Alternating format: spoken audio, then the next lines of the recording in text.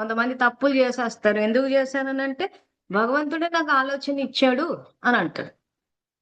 అటువంటి చెత్త ఆలోచన ఎందుకు ఇచ్చాడు అనంటే, మరి లేకపోతే నేనెందుకు చేస్తాను అంట. మరి తెలిసి మాట్లాడుతున్నారో, తెలియక మాట్లాడుతున్నారో మరి అది వాళ్ళకే తెలియాలి. ఒక్కోసారి ఆలోచిస్తే అంత యాక్టింగ్ ఏమో అనిపిస్తది. అంత తెలియకుండా ఎట్లుంటది? ఎందుకంటే తప్పులు చేసి అమాయకంగా యాక్టింగ్ చేసి ఆయన మీద ఏసేస్తాం. ఏసేస్తే మరి ఆయన ఏమన్నా అబ్జార్బ్ చేస్తారనుకుంటుండో, ఏం చేస్తారనుకుంటున్నారో గాని అలాంటోళ్ళ జీవితాలు చూసినాం కదా! ఎప్పుడు దుఃఖం. ఎప్పుడు ఏడుస్తూనే ఉంటారు. ఇంట్లో ఆ సమస్యుంది, కొడుక్కి ఇదైంది, కోడలికి ఇదైంది, పిల్లలకి ఇదైపోయింది. ఇక రోగాలైతే ఇంక చెప్పక్కర్లేదు. ఎప్పుడు పోతూనే ఉంటాం. డాక్టర్ల దగ్గర, హాస్పిటల్‌కి తిరుగుతూనే ఉంటారు. ఆ డబ్బంతా వృధా అయిపోతుంటది.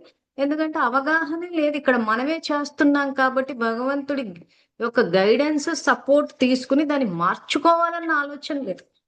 సో, ఆయనే చేపిస్తున్నాడు, ఆయనే మారుస్తున్నాడు. మరి ఏది మారలేదే జీవితాన్ని. సో, చేస్తున్నాం మనం. కానీ ఆ విధి ఏంటో, ధర్మం ఏంటో తెలుసుకోవాలి కదా! అందుకే సర్వధర్మాలను పరిత్యజించమంటున్నాడు. 18వ అధ్యాయం మోక్ష సన్యాస యోగం. సో, మీలోనే ఉంది సమస్య. ఇది అంతర్యుద్ధం. ఏది రైట్, ఏది రాంగ్ అని చెప్పి. సో, ఈరోజు ఉదాహరణకి మనకి ఇదే అంతర్యుద్ధం తీసుకుందాం. ఈరోజు జీవహింస చెయ్యాలా? చెయ్యొద్దా? నాన్ వెజ్ తినాలా? వద్దా? ఇదే అంతర్యుద్ధం. సో, ఈ యుద్ధాన్ని ఎలా నెగ్గాలి? బాణం వెయ్యాలి. ఏ బాణం వెయ్యాలి? నేను ఆత్మని, ప్రేమ స్వరూపాన్ని, శివ పరమాత్మ నా తండ్రి అని చెప్పి తండ్రి నుంచి శక్తిని తీసుకుని, ఎప్పుడైతే నేను ఆ బాణం వేస్తానో నాలో ఉన్న క్రూరత్వం పోతది. అప్పుడు ఏ జీవ జంతువుల పట్ల క్రూరత్వాన్ని చూపిచ్చం. సో, అంతర్యుద్ధం నడిచేటప్పుడు ఈ యుద్ధంలో నెగ్గమంటుంది. సో, అందుకే మోక్ష సన్యాస యోగంలో అంతిమంలో అర్జునుడు ఏమంటాడు?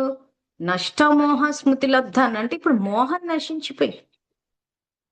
ఆ మోహం నష్టం అంటే నష్టమైపోయింది. నష్టం మోహం అంటే మోహం నశించిపోయింది. అంటే ఈరోజు మనకు ఆ మోహం ఉండడం వల్ల, దేహం పట్ల మోహం ఉండడం వల్ల పరధర్మంలోకెళ్ళిపోయింది ఆత్మ. పరధర్మంలోకెళ్ళిపోయినప్పుడు పంచతత్వాలతో చేసిన శరీరానికి పంచతత్వాలు పెట్టకుండా ఆ జంతువుల్ని పెట్టేస్తుంది. దేవాలయమైన ఈ శరీరంలో శవాలను ఏసేస్తున్నారు. సో, ఇప్పుడేమైంది? ఆ మోహం అన్నది నష్టమైంది. ఆ అంతర్యుద్ధం నడుస్తుంది. లోపల ఎలా దీన్ని జయించాలి?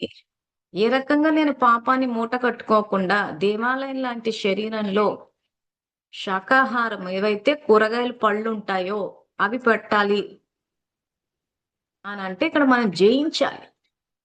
సో, సంకల్పం అన్న బాణం వెయ్యాలి. మనలో ఏదైతే ఆ క్రూరత్వము భక్తి మార్గంలో ఏవైతే ఆ పురాణాల్లో రాక్షసులని చెప్పి చూపిచ్చారో రాక్షసులు ఎక్కడున్నాయంటే మనలోనే.